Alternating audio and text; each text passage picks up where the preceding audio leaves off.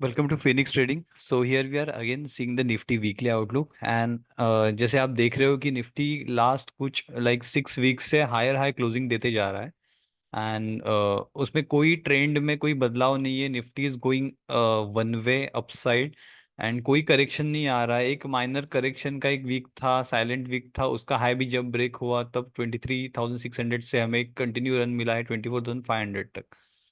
यहाँ पे थोड़ा सा कंसोलिडेशन निफ्टी में जरूर हुआ था बिकॉज वो जो 2 महीने थे वो प्री इलेक्शन के थे। बहुत ज़्यादा बिग इवेंट था आफ्टर 5 इयर्स जो आता है इलेक्शन का, उसके चलते कि बहुत कुछ हुआ मार्केट में। एंड एज एक्सपेक्टेड इलेक्शन के एक टाइम में करेक्शन जो आने वाला था, जो एक्सपेक्टेड था, वो काफ़ी फास्ट आके मार्केट अभी फिर से ऊपर चल रहा है। सो लार्जर टाइम फ्रेम में देखने जैसा कुछ है नहीं बिकॉज लेफ्ट साइड में कुछ बचा ही नहीं है। निफ्टी इज इनटू स्काई, कोई रेजिस्टेंस नहीं है, कोई पुराने लेवल्स नहीं है, कुछ नहीं है। सो ऐसे टाइम में निफ्टी के फोरकास्ट कैसे किया जाए, राइट? सो निफ्टी का फोरकास्ट करने के कुछ तरीके हैं कि एक ओवरऑल जो एक रन था, मेजर रन था। Wait, I will show you on a monthly chart now because थोड़ा सा एक हमें बड़ा टाइम फ्रेम लेना पड़ेगा। सो ये मंथली टाइम फ्रेम में भी अगर देखा जाए तो सिंस नवंबर 23 हर एक मंथ की जो क्लोजिंग है वो ग्रीन में ही आपको दिखाई देगी। कोई मंथ नहीं है 20 नवंबर 23 से कि जो रेड में क्लोज हुआ है निफ्टी उस मंथ में। सो ऐसे टाइम पे ये जो रेंज अगर निकल के आती है, ये जो रेंज है आई थी एक 27% की, तो मुझे लगता है कि ये जो ग्रीन रेंज है उसका एक टारगेट हमें ऊपर की तरफ देखने मिलेगा विच इज अराउंड 29,800। बट ये काफी दूर का टारगेट है, जैसे कि मतलब एक एक 1.5 साल और लग सकता है इस टारगेट को आने को। बट ये जो अभी ट्रेंड चालू हुआ है मुझे लगता नहीं है अब रुकेगा। एंड निफ्टी एक अराउंड 29,000 तक के टारगेट हमें आने वाले टाइम पे देखने मिल सकते हैं। उसके पहले एक जरूर 25,000 का एक माइलस्टोन आएगा, 26,000 का एक माइलस्टोन आएगा। और उसके बाद 26,000 के बाद जो 29,000, ये जो 3,000 वाला जो एक रन आएगा वो काफी फास्ट आएगा। सो जो कुछ कंसोलिडेशन होना होना है या फिर जो कुछ एक स्लो मूवमेंट है, जो कुछ करेक्शन आएंगे, मुझे लगता है कि 25,000 26,000 के रेंज में आने चाहिए। उसके बाद निफ्टी फिर से एक फास्ट मूवमेंट देके जाएगा। तो फिलहाल के लिए पकड़ के चलते हैं कि निफ्टी के जो टारगेट है, लॉन्ग टर्म टारगेट्स है, वो 25,000 से लेके 26,000, सॉरी 55,000 मैंने कहा अर्लियर। बट 25,000 से लेके 26,000 तक निफ्टी के टारगेट मुझे अभी दिख रहे हैं एंड लॉन्ग टर्म टारगेट जो है 30,000 है, राइट? सो एक बिगर पिक्चर देखने के लिए कभी कभी monthly time frame, weekly time frame में भी रेफर करना चाहिए। कि जैसे कि ये नवंबर 23 में जो एक मंथली क्लोजिंग आई थी, हायर क्लोजिंग आई थी, वो उसके बाद मार्केट का एक ट्रेंड जो साइडवेज था वो कन्वर्ट होके बुलिश ट्रेंड चालू हो गया। उसके बाद हर एक वीक में you can see a higher high closing. ठीक है, तो ये था निफ्टी का वीकली आउटलुक। कि वीक में भी अभी बहुत अच्छी खासी बुलिश कैंडल्स दिख रही है एंड शायद ये ट्रेंड अभी कंटिन्यू रहे। इसके पहले एक इवेंट आ रहा है जुलाई के एंड में बजट का, सो वो भी एक हाई इवेंट होगा। उसके बाद शायद हमें कुछ मार्केट में और वोलेटिलिटी नजर आ सकती है। So be aware with your positions and जो स्टॉप लॉस है उसको अच्छे से ट्रेल करना बिकॉज ये जो वन वे मूवमेंट है, अगर करेक्शन चालू हुआ तो काफी फास्ट आ सकता है इसमें करेक्शन। तो आपके स्विंग ट्रेड्स आपको वाइंड अप करने पड़ेंगे एंड जो इन्वेस्टर्स है वो लॉन्ग टर्म के लिए अच्छे अच्छे सपोर्ट्स को जो लेवल्स है वो मार्क करके रखिएगा। जैसे कि हो 50 day moving average, 200 day moving average, उसके आपके जो फेवरेट स्टॉक्स हैं उसके लेवल्स आप जरूर वॉच लिस्ट पे ऐड करके रखो, अलर्ट लगा के रखो, ताकि जब करेक्शन अगर हो जाए तो आपको वो लेवल्स पे अच्छी खरीदारी करने का मौका मिल सकता है। So let's move to the bank Nifty. Bank Nifty जो जो हमारे टारगेट थे 53,000 के आसपास के, वो अब आ चुके हैं एग्जैक्टली। मार्केट ने 53,004 का हाई मारा, उसके बाद में फिर से मार्केट एक करेक्टिव मोड में है। एंड जो एचडीएफसी बैंक में करेक्शन आया, बहुत काफी फॉल आया एक नए ब्रेकआउट के बाद, तो उसमें काफी नए लोग ट्रैप हो चुके हैं। So we will see the HDFC bank chart also right now.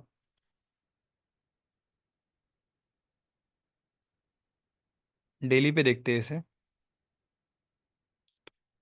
So daily पे क्या हुआ कि एक जो रेजिस्टेंस कब से आ रहा था, एक वो अपर लेवल पे, ये जो लेवल था यहाँ पे कब से एक रेजिस्टेंस आ रहा था, उसके बाद जो ब्रेकआउट आया तो लोगों को लगा अब चलो एचडीएफसी बैंक के बुरे दिन खत्म हो गए, अब ये स्टॉक ट्रेंडिंग होगा एंड अगेन बहुत बड़ी बड़ी पोजीशंस भी कुछ लोगों ने ले ली थी उसमें। बट जैसे कि एक रूल होता है कि मल्टीपल टाइम रेजिस्टेंस फेस होता है, उसके बाद जब ब्रेकआउट आता है तो जनरली एक काफ़ी अच्छी मूव देखने मिलती है। यहाँ पे भी 1 2 3 4 5 6 7 8 9 10 बार ये 1700 की लेवल छू चुका था, उसके बाद ब्रेकआउट आता तो काफ़ी लोग उसमें एक्साइटेड थे। But as again market surprise करता है, यहाँ से एक उसके हाई से एक 10% का क्विक फॉल आया। एंड ये बड़ी बैंक है बहुत, इसलिए उसके चलते बैंक निफ्टी भी ड्रैग हो गया है। बट अभी मुझे लगता है कि एचडीएफसी बैंक में एक पोजीशंस बनाने के लिए अच्छी लेवल आए, बिकॉज एक जो ब्रेकआउट था वो ब्रेकआउट फेल होके वो अगर नीचे आ रहा है तो अभी जो ट्रैप हो चुके लोग हैं वो निकल गए होंगे, और ऑपरेटर्स यहाँ पे अच्छा माल लेके अब फिर से बैंक को ऊपर लेके जाएंगे। और यहाँ पे जो गैप था एक, वो गैप भी ब्रेकआउट के बाद अब रिटेस्ट हुआ है। तो मेरे ख्याल से अब ये लेवल काफी अच्छी है एचडीएफसी बैंक में नई पोजीशन क्रिएट करने के लिए। सो you can get around, first target is this range, which is around, if I open a long position here with a stop loss of 200-day moving average, let's say here, so you have to place around 7% stop loss, and यहाँ से मैं 14% का एक मुझे expect है swing मुझे मिल सकता है, एंड एक 1800 1900 तक एचडीएफसी बैंक के टारगेट हमें देखने मिल सकते हैं। सो आपको सिर्फ 7% रिस्क है एंड 14% का यहाँ पे एक ट्रेड बन सकता है, राइट। सो एचडीएफसी बैंक में भी एक पोजीशन लेने के लिए अच्छी एक लेवल पे आ चुका है stock. So you can definitely think of rather than buying here on a breakout. यहाँ पे 1755 पे लोगों ने खरीदा हुआ, you are getting at 1622, right. So good level to buy. यहाँ से आपको स्टॉप लॉस की स्पेस भी अच्छी खासी मिल रही है, रिस्क रिवॉर्ड भी अच्छा जा रहा है। तो definitely you can think about this stock. तो ये था बैंक निफ्टी के रिगार्डिंग एनालिसिस की। बैंक निफ्टी एक ब्रेकआउट देके हमारे टारगेट आ गए, तो शायद अब थोड़ा सा कंसोलिडेशन जोन में जाए। यू नो सबसे अच्छा सेक्टर है आईटी सेक्टर। इस सेक्टर के बारे में लास्ट में बात करूंगा। Let's go to the auto sector. Auto sector में कुछ खास नहीं है, कंसोलिडेशन चल रहा है, double top kind of bottom बन चुका है, एंड शायद मुझे लग रहा है कि करेक्शन जो एक्सपेक्टेड था ये लेवल में शायद अब आए। सो लेट्स सी ऑटो में क्या हो रहा है। मेटल में भी सेम, हमारा टारगेट जहाँ 9970 का यहाँ से हम लोग ने रन किया था, वो टारगेट अब आ चुका है। एग्जैक्टली वही टारगेट पे अब कंसोलिडेशन चल रहा है। तो ये जब टारगेट का ब्रेकआउट आएगा, फ्रेश ब्रेकआउट, तब सोचेंगे मेटल को लेने के बारे में। फिलहाल मेटल में मेरा कोई व्यू नहीं है। एफएमसीजी, यहाँ पे एक जो ब्रेकआउट आया उसका रीटेस्टिंग आया, जो मैंने कहा था कि इलेक्शन के आसपास का ये जो फेज था कि अब एफएमसीजी लेने के लिए अच्छा है, तो वो काफ़ी अच्छा निकला। और यहाँ से एफएमसीजी ने 6-7% का स्विंग दे दिया है, एंड अभी भी बहुत यू नो पावरफुल लग रहा है मुझे ये स्ट्रक्चर, की अभी भी ये आगे जा सकता है। So FMCG also looking good. PSU banks indecision zone में है, ना सपोर्ट पे है ना रेजिस्टेंस पे, एग्जैक्टली बीच में ट्रेड कर रहा है। सो ये टाइम शायद एक्यूमुलेशन करने के लिए, लॉन्ग टर्म जो ट्रेड्स है आपकी, लाइक बैंक ऑफ महाराष्ट्र में कब से बुलिश हो उस पे, तो शायद बैंक ऑफ महाराष्ट्र आप कर सकते हो, एसबीआई है, देन पीएनबी बैंक है, देयर आर मल्टीपल पीएसयू जितने बैंक्स हैं सारे, आप चार्ट देखकर उसमें शायद लॉन्ग टर्म पोजीशन के लिए एक्यूमुलेशन आप स्टार्ट कर सकते हो।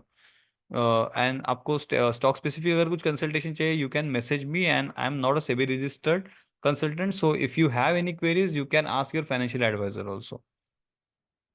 मिड कैप, अब काफी रेड रेड कैंडल यहाँ पे देखने को मिल सकती है, तो सेलिंग प्रेशर थोड़ा थोड़ा मिड कैप में बनते जा रहा है, बट स्टिल एक ऊपर का जो एक लेवल है अभी भी हायर हाई लेवल का स्ट्रक्चर बनना अभी मतलब रुक नहीं रहा है वो। मिड कैप काफी वन वे ऊपर जा रहा है। सो यहाँ पे आपके स्टॉप लॉसेस अब हर, अगर मैं इसको वीकली में कन्वर्ट करता हूँ तो आपको हर वीक के जो लो है वहां पे आपके स्टॉप लॉस आपको रखने हैं। जैसे यहाँ पे मेरा स्टॉप लॉस था ये, जैसे वो वीक खत्म हुआ मैंने मेरा स्टॉप लॉस ऊपर लेके आया, और ऊपर लेके आया, और ऊपर लेके आया। नाउ जब मिड कैप अगर 55,739 की लेवल ब्रेक करके नीचे क्लोज देता है, तो मेरे जो सारे स्विंग ट्रेड्स मिड कैप के रिगार्डिंग जो है उनके स्टॉप लॉस भी ऑटोमेटिकली मैंने स्टॉक स्पेसिफिक भी वीकली जो लो है वहां पे आके लाना चालू कर दिया है। So I am narrowing down my risk, वो जो काफी इंपॉर्टेंट है। अब मेरे स्टॉप लॉसेज जो यहाँ यहाँ पे रखा करते थे वहां पे अब नहीं है। आई विल नॉट वेट, अगर यहाँ से अगर रिवर्स होना मार्केट चालू होता है, I immediately cut down my positions, right. यही स्मॉल कैप में सेम लॉजिक है कि जो एक जो लाइन थी यहाँ से, ट्रेंड लाइन है, वो चलते ही जा रही है सेम विथ यहाँ पे, तो हर वीक के लो में अपना स्टॉप लॉस आपको कैरी फॉरवर्ड करना पड़ेगा। फार्मा में भी अच्छा खासा कंसोलिडेशन के बाद एक ब्रेकआउट आया है, pharma looking strong now. Right, it is moving all above of its moving averages. सो फार्मा में भी अच्छा एक मोमेंट दिख रहा है। सो ये था सेक्टर, सारे सेक्टर, बट इन सारे सेक्टर्स में मुझे अच्छा जो नजर आ रहा है दैट इज आईटी सेक्टर। इस आईटी सेक्टर के बारे में मैंने, इफ आपको याद होगा कि मैंने मई और जून के आसपास में एक वीडियो बनाया था, वो ड्राइंग अब हट चुका है। यहाँ पे एक कप एंड हैंडल फॉर्मेशन एक बन रहा था वो टाइम पे, और मैंने कहा था कि ये लेवल एक अच्छी नजर आ रही है मुझे, और ये कैंडल जो बनी थी वो काफी बुलिश कैंडल थी। आप मेरे पिछले वाली वीडियो जाके देख सकते हो। यहाँ पे मैंने कहा था कि एक अच्छी एक रिस्क रिवॉर्ड आपको अभी यहाँ पे है कि कप एंड हैंडल बन रहा है, उसका कप एंड हैंडल का फॉर्मेशन अब कंप्लीट हो चुका है। Right.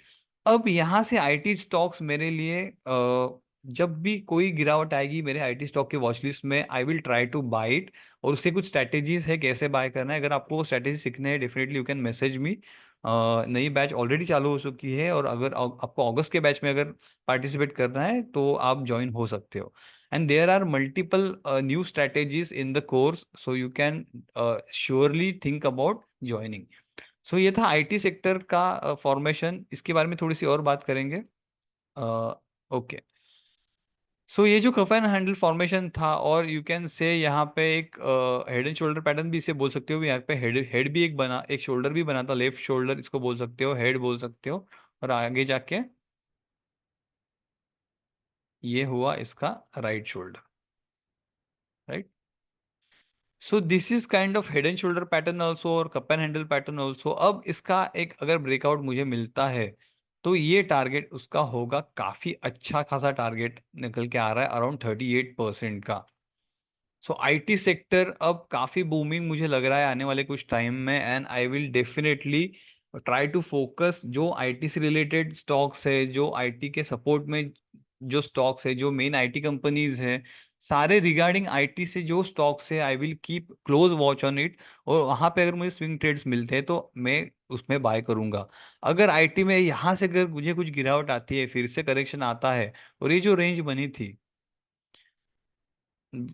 I will hide this all drawing, and यहाँ से जो एक वन वे स्ट्रक्चर अब चल चुका है मार्केट का, ये जो एक रेंज आई थी, अगर इसमें कुछ मुझे गिरावट मिलती है अराउंड दिस जोन, राइट, तो और अच्छा होगा कि मैं और कुछ मेरे ट्रेड्स मेरे यहाँ पे प्लान कर सकता हूँ। तो मेरा पूरा अब जो स्विंग ट्रेडिंग का फोकस होगा वो आईटी सेक्टर में होगा, बिकॉज एक अच्छा पैटर्न यहाँ पे बन चुका है। और कोई भी अभी यहाँ से मुझे गिरावट मिलती है आईटी सेक्टर में, I will try to use it for my swing trades. ठीक है।